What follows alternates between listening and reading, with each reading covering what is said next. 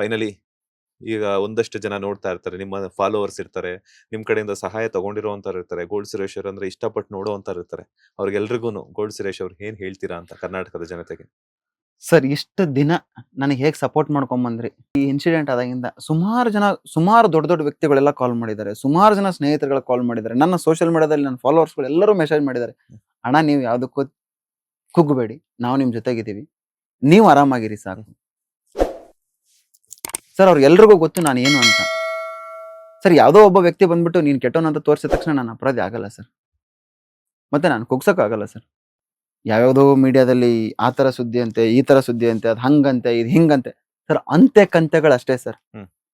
Sir ಇವಾಗ ನಾನು bait ಮಾಡಿ ಒಬ್ರಿಗೆ ತೋರಿಸ್ತಾ ಇದ್ದೀನಿ ಅಂದ್ರೆ ಇನ್ನು ಉಳಿದದ್ದು 4 ಬರ ನನಗೇ ತೋರಿಸ್ತಾ ಇದೆ ಸರ್.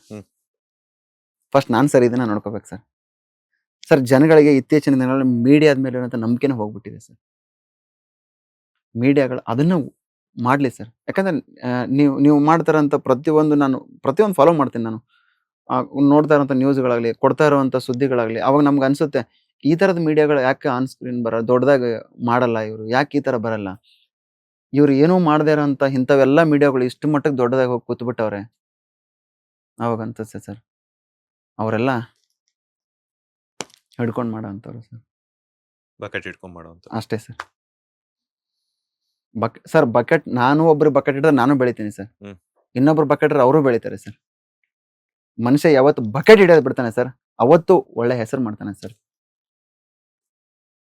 ಅವತ್ತು ಅವನಿಗೆ 4 ಜನ ಗುರುತಿಸ್ತಾರೆ ಸರ್, ಏ ಒಳ್ಳೆಯವನಪ್ಪ ಈ ವ್ಯಕ್ತಿ ಅಂತಾರೆ. ಯಾವಾಗ ನಾವು ಬಕೆಟ್ ಹಿಡಿತೀವೋ ನಾವು ಕೆಲಸ ಅಷ್ಟೇ ಸರ್. ಬಟ್ ಎಲ್ಲ ಒಂದ್ ಕಡೆ ಈಗ ಇತ್ತೀಚಿನ ದಿನಗಳಲ್ಲಿ ನಾನು ಅಬ್ಸರ್ವ್ ಮಾಡಿರೋ ಪ್ರಕಾರ, ನನ್ನ ಒಂದು ಎಕ್ಸ್ಪೀರಿಯನ್ಸ್ ಅಲ್ಲಿ ಹೇಳ್ತೀನಿ, ಬಕೆಟ್ ಹಿಡಿಯುವಂತವರೇ ಜನರಿಗೆ ಇಷ್ಟ ಆಗ್ತಾರಲ್ಲ. ನೇರ ನಿಟ್ಟ ನಿರಂತರ ಯಾರು ಸ್ಟ್ರೈಟ್ ಫಾರ್ವರ್ಡ್ ಆಗಿರ್ತಾರೋ ಅಂತವ್ರು ಇಷ್ಟ ಪಡೋದಿಲ್ಲ ಸರ್. ಸ್ವಲ್ಪ ದಿನದ ಮಟ್ಟಿಗೆ ಸರ್, ಅದು ಬಹಳ ದಿನ ಹೋಗಲ್ಲ ಸರ್. ಕ್ರಮೇಣವಾಗಿ ಅವ್ರಿಗೂ ಗೊತ್ತಾಗ್ಬಿಡುತ್ತೆ ಸರ್. ಇತ್ತೀಚೆಗೆ ಎಲ್ರಿಗೂ ಗೊತ್ತಾಗಿದೆ ಸರ್. ಅಲ್ಲಿ ಸರ್ ಆಕ್ಚುಲಿ ಏನ್ ಗೊತ್ತಾ, ಆ ತರದ್ದು ಮಾಧ್ಯಮಗಳು ಕಮೆಂಟ್ ಬಾಕ್ಸ್ ನ ತೆಗೀರಿ ಸರ್, ಎಷ್ಟು ಚೆನ್ನಾಗಿರೋ ಕಮೆಂಟ್ಗಳು ಇರ್ತಾವ ಗೊತ್ತಾ ಸರ್.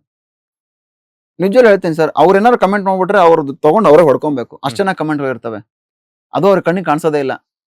ಅವ್ರಿಗೆ ಕಾಣಿಸೋದೇನ್ ಗೊತ್ತಾ, ನಾನ್ ವೈಟ್ ಪೇಪರ್ ನೋಡಿ ಅಂತ ಅಷ್ಟೇ ತೋರ್ಸೋದು. ವೈಟ್ ಪೇಪರ್ ಇಂದ ಎಷ್ಟು ಗಲೀಜಾಗಿರುತ್ತೆ ಅವ್ರಿಗೆ ಗೊತ್ತೇ ಇರಲ್ಲ ಅದು.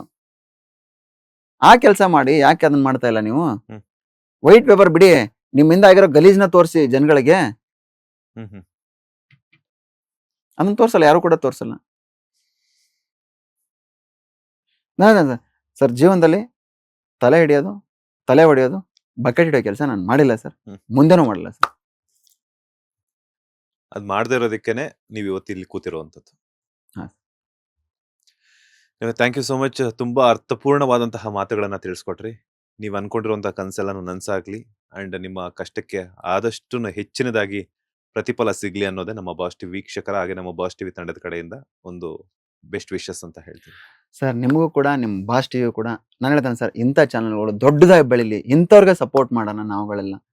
ಯಾಕಂದ್ರೆ ನಾವು ಇಷ್ಟು ದಿನ ಯಾರಿಗೋ ಸಪೋರ್ಟ್ ಮಾಡಿದ್ವಿ, ಅವರೆಲ್ಲ ಇವತ್ತು ಬೆಳೆದು ದೊಡ್ಡವರು ಕೂತ್ಬಿಟ್ಟಿದ್ದಾರೆ. ಇವತ್ತು ಅವ್ರು ಮಾಡಿದ್ದೇ ರಾಜಭಾರ, ಅವ್ರು ಹೇಳಿದ್ದೇ ಸುದ್ದಿ ಅನ್ನೋ ಥರ ಆಗಿದೆ.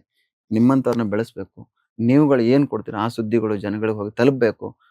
ನನಗೆ ಕರೆದು ಇಷ್ಟೊತ್ತವರೆಗೆ ನನ್ನನ್ನು ಒಂದು ಕುಣಿಸಿ, ನನ್ನ ಮನಸ್ಸಲ್ಲಿರುವಂಥ ನೋವುಗಳನ್ನ, ಖುಷಿ, ಎಲ್ಲ ವಿಚಾರಗಳನ್ನ ನೀವು ಹೊರಗಡೆ ಜನಗಳಿಗೆ ತಲುಪ್ಸೋಕ್ಕೆ ಒಂದು ಪ್ರಯತ್ನ ಮಾಡಿದ್ರೆ ಅವ್ರು ನಿಮಗೂ ಆಗಲಿ ನಿಮ್ಮ ಇಡೀ ತಂಡಕ್ಕೆ ನಾನು ಯಾವತ್ತೂ ಕೃತಜ್ಞನಾಗಿರ್ತೀನಿ ಅಂತ ಹೇಳ್ತಾ ನನ್ನ ಮಾತಿಗೆ ವಿರಾಮ ನೀಡ್ತೀನಿ.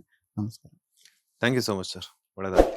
ಇದಾಗಿತ್ತು ಇವತ್ತಿನ ಗೋಲ್ಡ್ ಸುರೇಶ್ ಅವರ ಸ್ಪೆಷಲ್ ಇಂಟರ್ವ್ಯೂ. ಮತ್ತಷ್ಟು ಇಂಟ್ರೆಸ್ಟಿಂಗ್ ಇಂಟರ್ವ್ಯೂಸ್ಗಾಗಿ ಈ ಕೂಡಲೇ ಸಬ್ಸ್ಕ್ರೈಬ್ ಮಾಡಿ ಬಾಸ್ ಟಿವಿ ಕನ್ನಡ. ಧನ್ಯವಾದಗಳು. ಲೇಟೆಸ್ಟ್ ಹಾಗೂ ಇಂಟ್ರೆಸ್ಟಿಂಗ್ ಸುದ್ದಿಗಳಿಗಾಗಿ ಬಾಸ್ ಟಿವಿ ಕನ್ನಡ ಚಾನೆಲ್ನ ಸಬ್ಸ್ಕ್ರೈಬ್ ಮಾಡಿ, ಹಾಗೆಯೇ ಬೆಲ್ ಐಕಾನ್ ಪ್ರೆಸ್ ಮಾಡಿ. ಇದರ ಜೊತೆಗೆ ಫೇಸ್ಬುಕ್, ಇನ್ಸ್ಟಾಗ್ರಾಮ್, ಎಕ್ಸ್ ನಲ್ಲೂ ಮಿಸ್ ಮಾಡದೆ ಫಾಲೋ ಮಾಡಿ.